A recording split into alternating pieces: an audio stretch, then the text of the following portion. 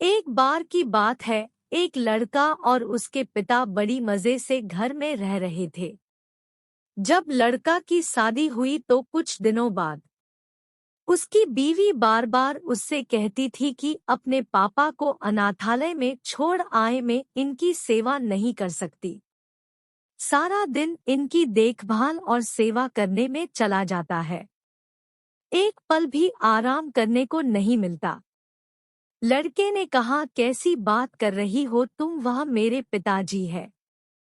उन्होंने मुझे पालपोस कर इतना बड़ा किया है, भला मैं उनको अनाथालय में कैसे छोड़ सकता हूँ। अनाथालय में मैं उन्हें नहीं छोड़ सकता। ऐसे ही कुछ दिन और बीतता गया समय। एक दिन उसकी बीवी ने कहा, अगर आप अपने पिता को अनाथालय में नहीं छोड़ोगे तो मैं मायके चली जाऊंगी। आखिर पापा करते ही क्या है, वह घर पर पड़े ही तो रहते हैं और आपका पैसा भी खर्चा होता है उनके दवाई में। उनको छोड़ दो ना अनाथालय में। बेटे का भी मूड बदल गया और उसकी बीवी कहती थी, मैं आपके बूढ़े बाप को नहीं संभाल सकती, उसकी देखभाल नहीं कर सकती, इसलिए आप उन्हें आज ही अनाथ आश्रम में डाल दीजिए। बेटा जब अपने पिता को अनाथ आश्रम से छोड़कर वापस आ गया, दोनों आपस में खुशी खुशी रहने लगे। कुछ महीने बीतने के बाद होली का पर्व आने वाला था। एक जरूरी सूचना साथियों, आप सबों में से 90% व्यूअर्स ऐसे हैं जो अभी तक चैनल को सब्सक्राइब नहीं किए हैं। राइट कॉर्नर में ब्लैक कलर के सब्सक्राइबर को टच करें। साथियों, जब आप चैनल को सब्सक्राइब करते हैं तो हमें मोटिवेशन मिलता है स्टोरी वीडियो बनाने के लिए। तो चलिए चलते हैं कहानी की तरफ। लड़के ने अपने बीवी से कहा, अब तो होली आने वाली है, क्यों ना पापा को कुछ दिन के लिए अपने पास ले आता हूँ। उसकी बीवी ने तुरंत मना कर दिया। उसकी बीवी ने कहा, नहीं, उनको यहाँ मत लाना। क्या करोगे उनको यहाँ लाकर? जहाँ है वही रहने दो। बेटा भी मान गया। बेटे ने कहा, ठीक है, कोई बात नहीं।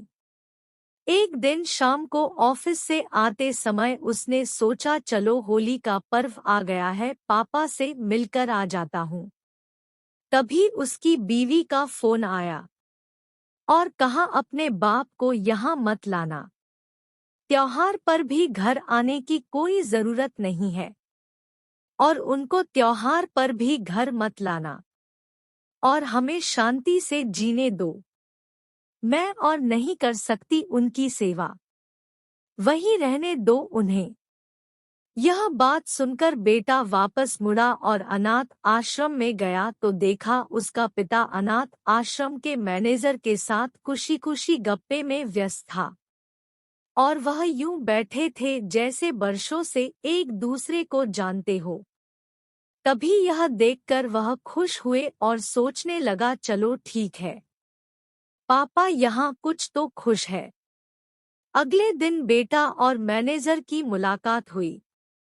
तभी बेटे ने मैनेजर से पूछा, सर आप मेरे पिताजी को किस तरह और कब से जानते हैं?